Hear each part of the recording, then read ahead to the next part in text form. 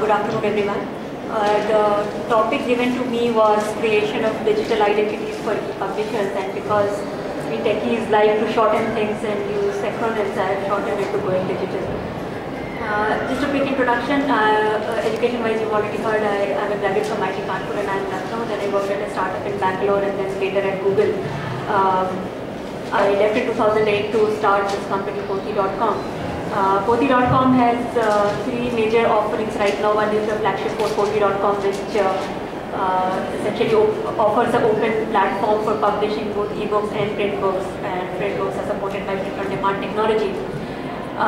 Second is Greening, which is essentially a packaged offering of the same thing, and the third one, which is like our upcoming offering, is Subscribe, which is more relevant to this seminar and this topic. The idea here is to allow people to easily publish ebooks.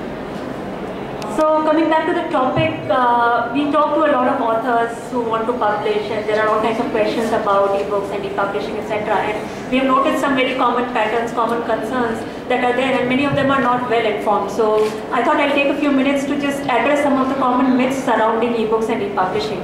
And the first one is, as soon as we say ebooks, oh wow, what happens to my content? What happens to the security? What happens to this and that? What is funny to us is that people somehow think that they're secure in print, but they're not secure in ebooks. Now that's a huge, huge myth. It's not like ebooks suddenly make you a lot more vulnerable. The reality is that 1 hard copy plus half an hour is what I need for a pirated copy. It's not like, no, I really need to go and find a print copy to pirate something. And if you don't do ebooks, someone else will. If they need the content digitally, they'll find a way to make it digitally, so it's better that you do. The next one is, I'm slightly ashamed to admit, because many of the technology people are responsible for spreading this FUD kind of thing, that somehow you can magically use technology to prevent copying or anything like that. A lot of, okay, I might be, it may be slightly politically incorrect, but yes, I mean, all these DRM solution providers and everybody would like you to believe that somehow they have this magical solution with which your content is sufficiently secure. Unfortunately, technology is no magic. If you can read it, you can pirate it. In the worst case, you can type it out. Some of you may think typing is too much of an effort. It's really not for somebody who is used to doing it. And even if not that, all I need is 5 minutes of internet search to pretty much break any DRM solution that is available in the market. In the worst case, if nothing else works, I will write a small program that just takes a screenshot of my screen, runs OCR through it, and boom, within 5 minutes I have the pirated copy.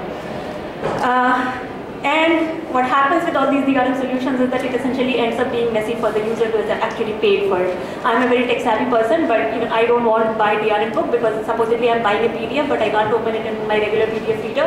I have to go to that website, first download another reader, then register it with them, and then register this file with them, and then do this with every other file and every other machine I want to read it on.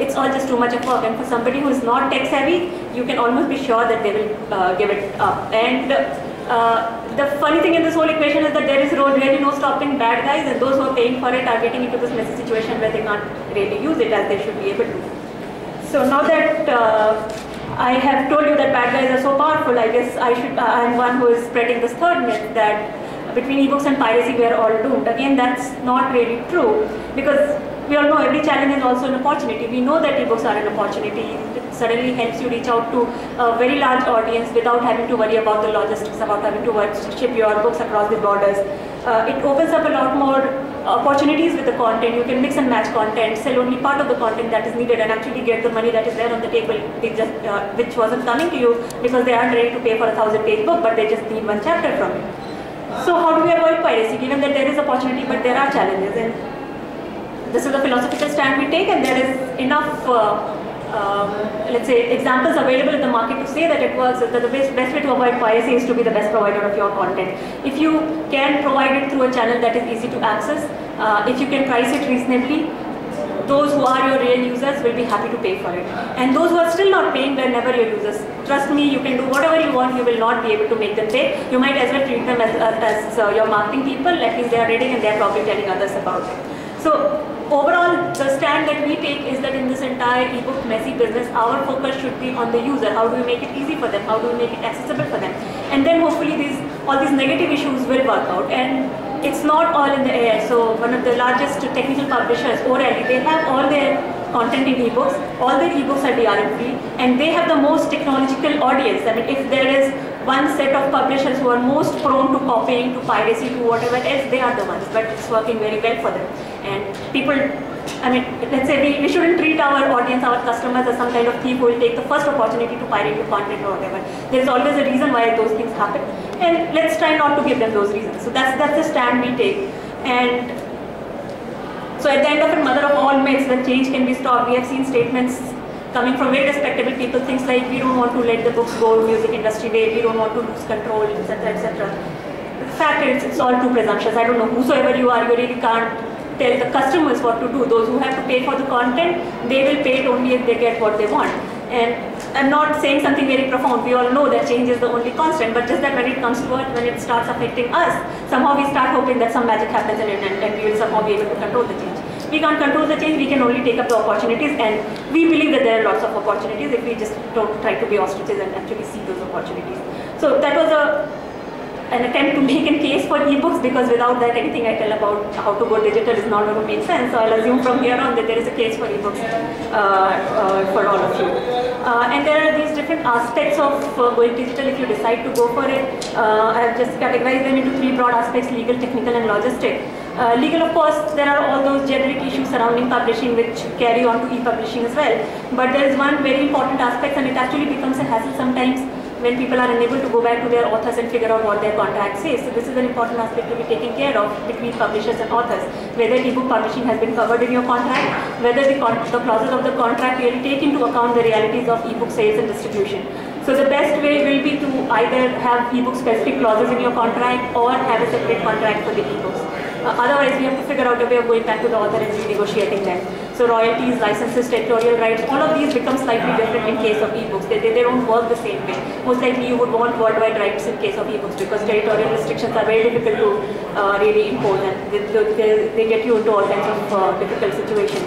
Similarly, royalties, percentage of MRP, the way it works in print may not work in case of ebooks. The different distribution channels give you different kinds of returns, so you have to take all that into account while doing the contracts. The other thing is that with ebooks, there is this opportunity of flexible usage of content, but again, your contract with the authors has to cover that. How do you pay them when you're selling only one chapter of the book vis-a-vis the whole book? So those are the kind of things that needs to be taken care of on the legal side of the things.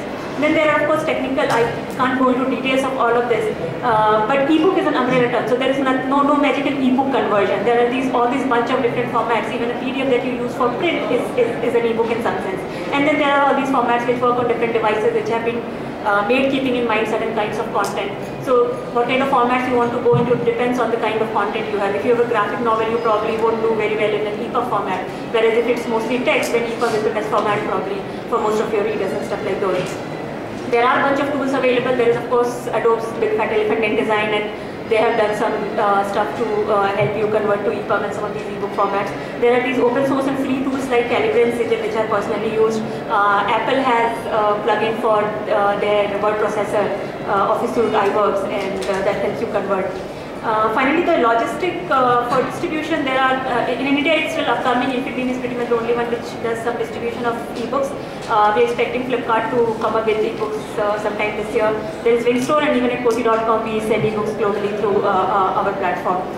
Internationally, there is Amazon, Apple, and Barnes & Noble, and there are a few others. All of them have open publishing programs, so once you have your files, getting onto those platforms is not difficult, although you have to take into account how do you price it, because there are all these questions of tax withholding, foreign exchange risks, etc.